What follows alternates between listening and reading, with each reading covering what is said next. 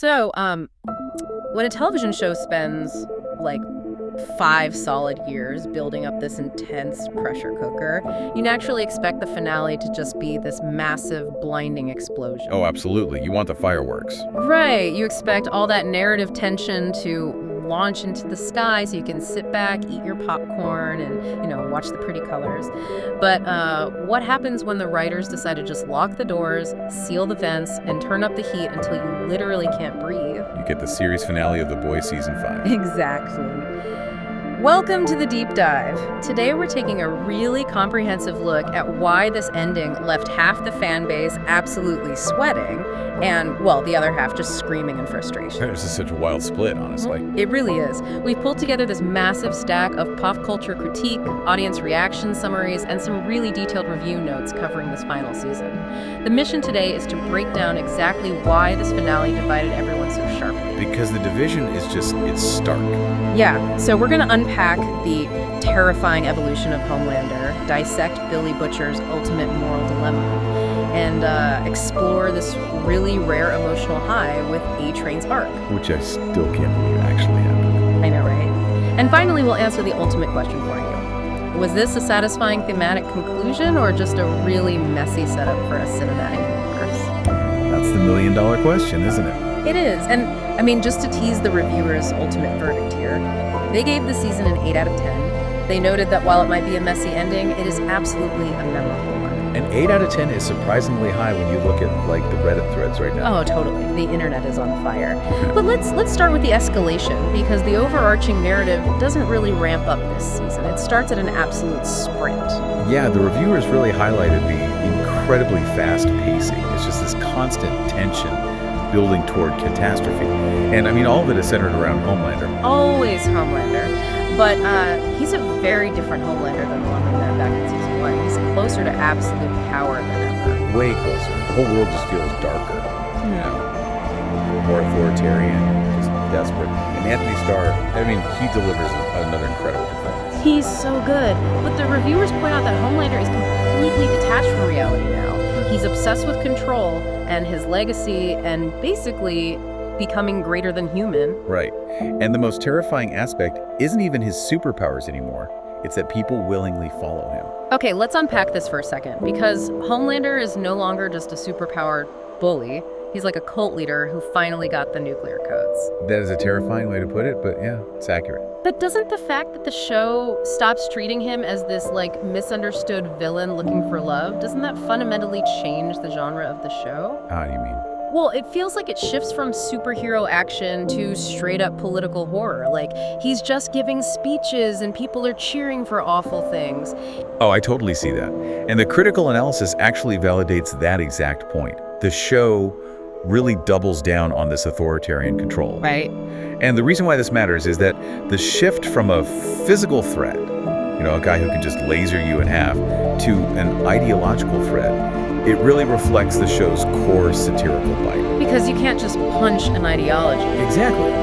If the threat is ideological, it gets into the water supply. Yeah. It's everyday people who are weaponized. Yeah. Homelander doesn't have to do the dirty work if his fans will do it for him. That is genuinely unsettling. It's like you have an indestructible being, and the public is actively cheering for his descent into madness. Which sets the stage perfectly for the other side of the coin. Yes, moving from Homelander's unchecked rise to power, we have to talk about the only force trying to stop him, Billy Butcher. Oh, Butcher.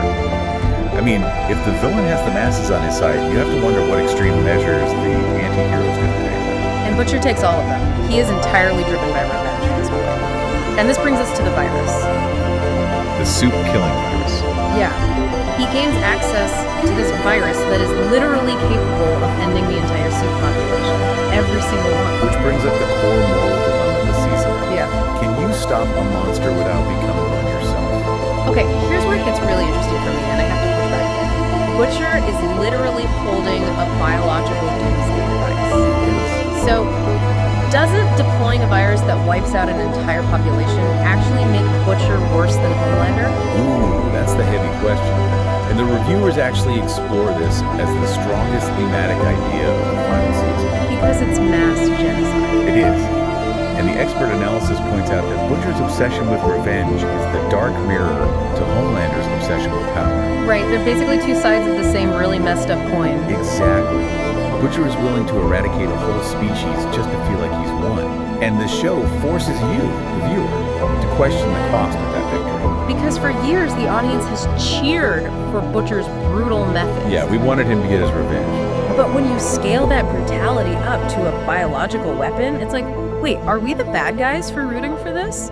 You're destroying innocent kids who were injected with Compound V and never did anything wrong. And that's the uncomfortable space the writers want you to sit in.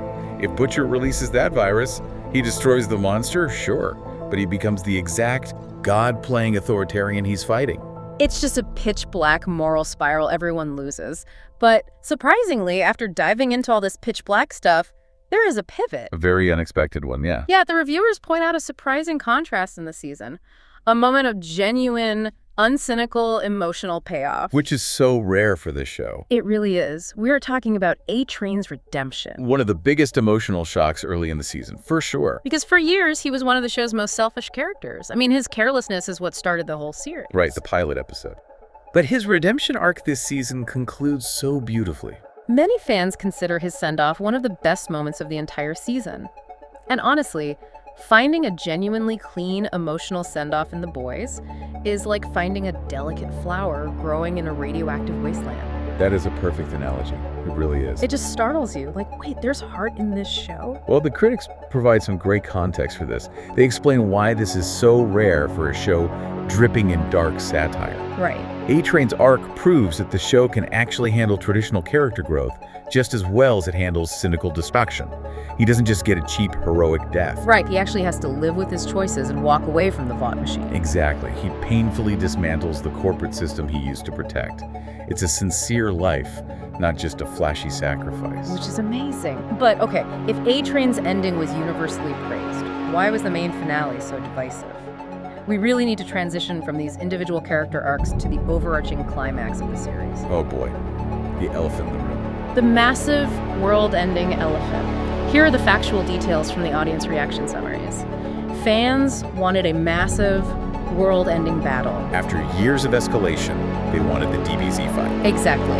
They wanted Homelander and Butcher destroying a city, but instead they felt the climax was surprisingly, contained. Very contained. Storylines felt rushed or they resolved too quickly. It drew a lot of comparisons to other controversial TV finales like Game of Thrones. Yeah, that comparison came up a lot in the discourse. But there is a defense of the ending in the review notes. The critics argue the show was never about giant superhero battles. It's always been about politics, power, celebrity culture, and corruption. Right. The violence is just a symptom of the rot. Exactly. So the ending is about consequences, not who punches harder. But let me channel the fan frustration here for a second. Go for it. So what does this all mean for the viewer? After 5 seasons of a pressure cooker, you expect the fireworks factory to explode, not just like let out a little steam. Feels like a bait and switch. I totally get that frustration. If you invested 5 years, you want the kinetic payoff. But the thematic defense is really strong here. How so? Well, the critics firmly defend the finale's depth. They explained that a giant CGI punch fest would have completely betrayed the show's actual themes. Because punching doesn't solve systemic corruption. Exactly. If Butcher just physically beats Homelander to death, what actually changes? Vought is still there. The fans who cheered for authoritarianism are still there. Right, you can't just punch a bad ideology away. Precisely. Every major character is forced to confront the results of years of terrible choices in a world that has lost its moral center. It's messy, but it's realistic within the universe they built. I see that. But that brings us to the final and probably most cynical critique we need to investigate. Franchise question. Yep. If the climax felt contained, was that purely a thematic choice, or was it a cynical franchise-building strategy? This is where the discourse gets really thorny, because the finale closes the main conflict, but leaves so much room for future stories in the wider universe. So much room. Whole threads are just dangling. And many fans felt the ending was more focused on setting up spin-offs than delivering a definitive conclusion to the original series. Which is why we have that 8 out of 10 reviewer rating. They acknowledge the almost impossible expectations built up over the years. So I have to ask you, and the listener too, really, are we losing the art of the grand finale in modern media because everything has to be a cinematic universe now? It's a huge problem across the board right now. And the expert analysis really connects the dots here on the irony of it. The irony of Vought. Yes. It's so ironic that a show famous for satirizing corporate greed and manufactured superhero franchises, might actually be suffering from those exact real-world corporate problems. That is painfully ironic. Like, they're making fun of Vought for endless spin-offs, but then Amazon is basically doing the same thing with the show. Exactly. The streaming service needs the college spin-off to do well, so the main show can't just be. So Vought wins in the real world. Wow, that's bleak. It really is. Yeah. But even with that corporate baggage, the critics still maintain it was a memorable, impactful ending. Yeah, they really do. All right, let's briefly recap this journey we've been on. It's been a lot to process. It really has. We've navigated Homelander's terrifying peak, going from bully to cult leader.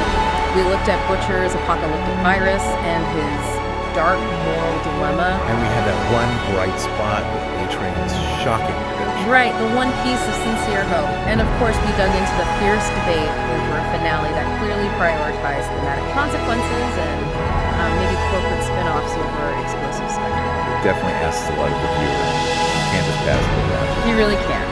And before we sign off, I want to leave you with a final lingering question to mull over, something that really builds on all these sources. Oh, I like this. Lay it on us. So, if the reviewers are right, and the most terrifying part of Season 5 wasn't Homelander's laser eyes, but rather the everyday people who willingly cheered for his authoritarianism, Okay. what does that actually say about our own relationship with celebrity worship? That's a heavy thought. It is, because if a charismatic monster stepped up to the microphone tomorrow, are we entirely sure the crowd wouldn't clap? I don't think I want to know the answer to that. Right, it's something to think about. Anyway, thank you so much for joining us for this deep dive. We love unpacking this stuff with you. We really do. Thanks for listening. We warmly invite you back for the next one. Until then, take care.